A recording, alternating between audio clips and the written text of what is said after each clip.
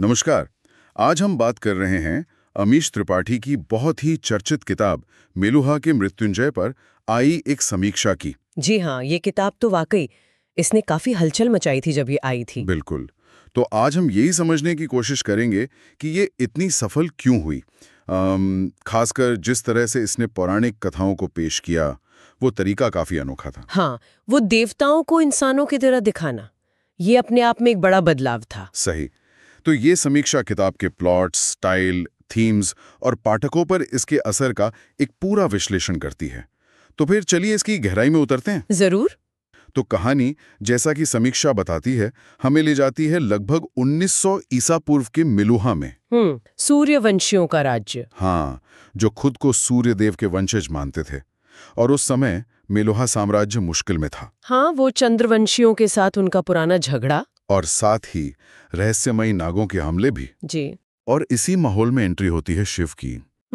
कैलाश से आया एक कबीलाई नेता जो अपने लोगों के साथ मेलुहा में पनाह लेता है। और यहीं से कहानी का मुख्य मोड़ आता है। हाँ, क्योंकि मेलुहा वाले मानते हैं कि शिव ही वो महान उद्धार करता है, नीलकंठ, जिसकी भविष्यवाणी हुई थी। बिल्कुल, नीले गले वाला शिव का एक प्रसिद्ध नाम भी है ये पौराणिक कथाओं में। तो किताब फिर शिव के सफर को दिखाती है।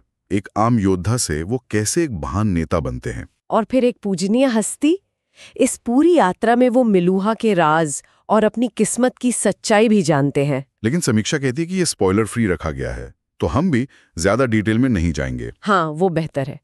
पर जो सबसे दिलचस्प बात है यहाँ, वो है सेंट्रल आइडिया। देवताओं को आदर्श मानव मानना, दिव्य नहीं। जी हाँ, उन्हें अलौकिक शक्तियों वाले प्राणी की जगह आप कह सकती हैं असाधारण गुणों वाले इंसान के तौर पर देखना। इससे क्या होता है, मतलब कहानी पे क्या असर पड़ता है? देखिए, ये पौराणिक कथा को एक तरह से ज्यादा विश्वसनीय, ऐतिहासिक जैसा बना देता है। अच्छा। जैसे समीक्षा में सोमरस या नाग योद्धाओं का जिक्र है, उन्हें भी लॉजिकली समझाया गया है। हाँ, कुछ हद तक। किताब कोशिश करती है कि सोमरस जैसी चीजें या नाग योद्धाओं की ताकत, इनका कोई तार्किक, लगभग वैज्ञानिक सा आधार हो। देवगिरी जैसे शहरों का वर्णन भी शायद इसी तरह का होगा। बिल्कुल, भव्य लेकिन यथार्थवादी।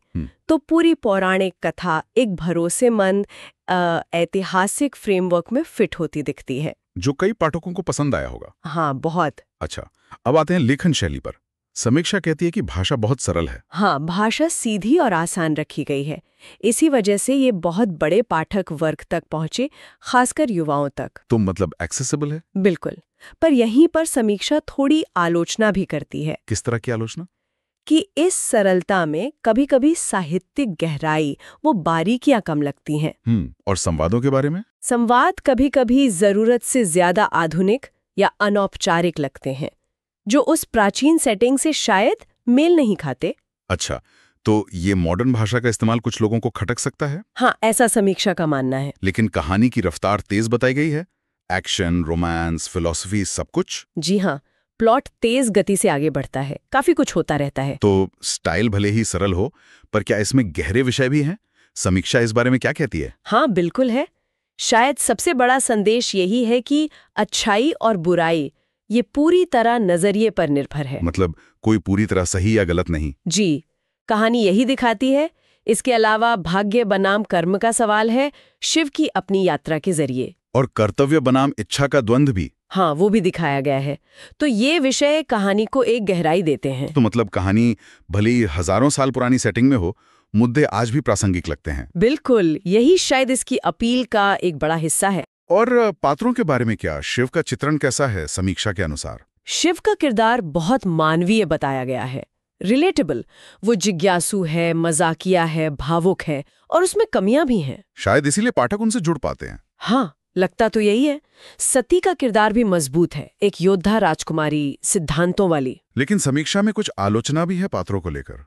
हाँ, ये कहा गया है कि कुछ सहायक पात्र जैसे दक्ष या नंदी उतने विकसित नहीं लगते, थोड़े क्या कहते हैं, एक आयामी या स्टीरियोटाइप। अच्छा, लेकिन इन सब बातों के बावजूद किताब की सफलता तो जबरदस्त रही। अभूतपूर्व। ये भारत में 21वीं सदी की सबसे ज्यादा बिकने वाली किताबों में से एक बनी। और इसने पौराणिक कथाओं में फिर से रुचि जगाई है ना? हाँ, इसने जैसे एक ट्रेंड ही शुरू कर दिया माइथोलॉजिकल फिक्शन का। इसके सीक्वल आए, अडेप्टेशन राइट्स बिके, फिल्म, वेब सीरीज वगैरह के लिए। ये तो वाकई बड़ी कामयाबी है। निश्चित रूप से। तो अगर हम समीक्षा का निचोड़ देखें तो क्या चीजें हैं जो किताब के पक्ष में जाती हैं? मुख्य रूप से पौराणिक कथाओं पर वो ताज़ा तार्किक नजरिया, शिव का मानवीय चरित्र और प्राचीन भारत की वो समृद्ध सेटिंग का चित्रण। और सुधार की गुंजाइश कहाँ बताई गई है? वो लेखन शैली में अधिक साहित्यिक बारीकियों की कमी, आधुनिक भाषा का कहीं कहीं खटकना और कुछ पात्रों में गहराई की कमी। समझ गया। तो कुल मिलाकर समीक्षा की रेटिंग क्या रही? कुल मिलाकर 5 में से 4.0। इसे एक आकर्षक पौराणिक रीटेलिंग माना गया है। तो इस सब का सार क्या निकलता है? यही कि मेलुहा के मृत्युंजय ने एक तरह से पौराणिक कथाओं को फिर से इमेजिन किया। हाँ, एक आधुनिक मानवीय नजरिए से। और कुछ साहित्यिक आलोचनाओं के बावजूद इसने पाठकों पर बहुत गहरा असर डाला और प्राचीन कहानियों को कहने का एक नया, बहुत लोकप्रिय तरीका खोज निकाला। बिल्कुल। तो जाते जाते ये हमें सोचने पर मजबूर करता है। हाँ, एक दिलचस्प सवाल पर कि अगर मिथकों को इतिहास की तरह फिर से गढ़ा जाए, जहां चमत्कारों की तार्किक व्याख्याएं हों, तो ये खुद विश्वास की प्रकृति के बारे में क्या कहता है? और ये भी कि हम अपने अतीत को कैसे समझते हैं और कैसे उसकी कहानियां बनाते हैं ना। जी बिल्कुल, सोचने वाली बात है।